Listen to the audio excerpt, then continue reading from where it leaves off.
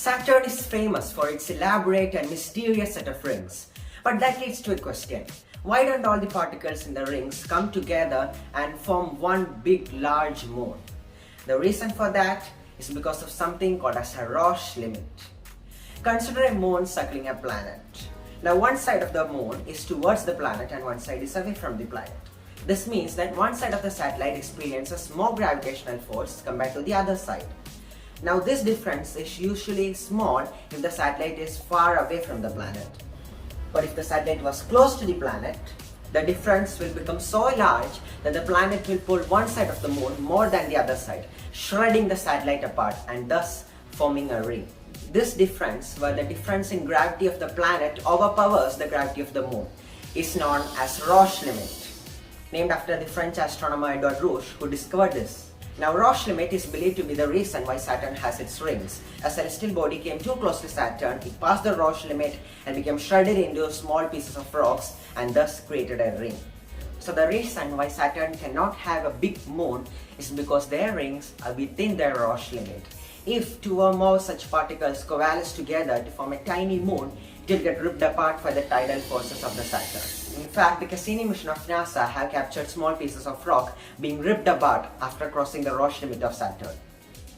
Now Phobos, which is the largest moon of Mars, is coming closer and closer towards the Mars.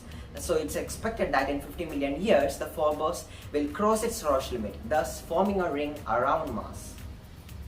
In 1992, a comet named Shoemaker-Levi went too close to Jupiter that it crossed the Roche limit of the comet. The comet disintegrated into 21 pieces, and after 2 years of orbiting Jupiter, all of them crashed into the Jupiter, creating brown spots across the surface of the planet. Every year, tens of comets gets ripped apart after crossing the Roche limit of the Sun. These comets are popularly known as Sungrazing comets. Now we can calculate the Roche limit of a satellite using this equation. But this equation assumes that the satellite is perfectly rigid. But no satellite is perfectly rigid. Once it comes too close to the Roche limit, it will become a little bit squished up. So astronomers devised a new equation, this equation, to model a satellite which is perfectly fluid, like a ball of water floating in space. But no satellite is perfectly fluid and no satellite is perfectly rigid. So the real value of a Roche limit of a satellite comes between these two equations. So you can use these equations to calculate the Roche limit of the Earth-Moon system, and it comes around 10,000 kilometers. The Moon is well over 350,000 kilometers, so it's well beyond the Roche limit, and Moon is perfectly safe now. But that leads to a question. All of us are well within our Roche limits. Then why are we not shredded apart? The answer is we only considered gravitational forces while calculating the Roche limit using this equation. In fact, there are intermolecular forces within our body that hold us together other than the gravitational force of our own body. This is the reason why our bodies, artificial satellites and everything around us is not shredded to pieces even though we are well within our Roche limit. In fact, this is the reason why physicists consider gravity to be the weakest force in the universe. Forces like intermolecular forces easily outweigh gravity at such scales. This is also the reason why some comets survive the journey of crossing into the Roche limit of Sun. Comets made of ice are strong enough that the intermolecular forces inside the comet will hold the comet together even though it passes the Roche limit of Sun.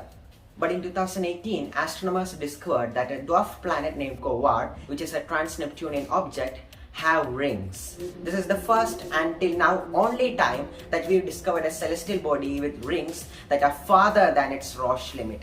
We still don't know how these rings are formed. Roche limit, planetary rings, dwarf planets, all of them are still a mystery even after tons of space exploration. Thanks for watching.